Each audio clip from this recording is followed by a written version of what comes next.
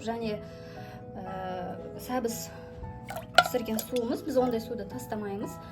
Осы көкөністерді суға пісірсеңіздер, салатқа немесе тамаққа, сол кезде сол тұзы қосылмаған болса, оны міндетті түрде осылай гүлдерге құюға болады.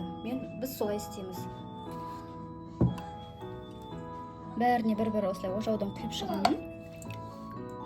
Өйткені осы суда жаңағы көкөністердің дәрумені болады.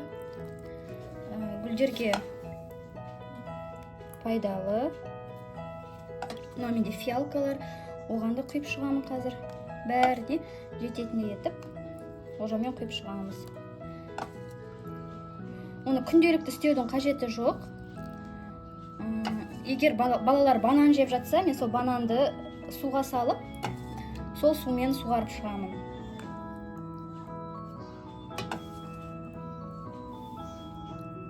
Кейде салатқа арнап, мысалы винегретке арнап мен пісірдім. Соны осылай құйып шығамыз.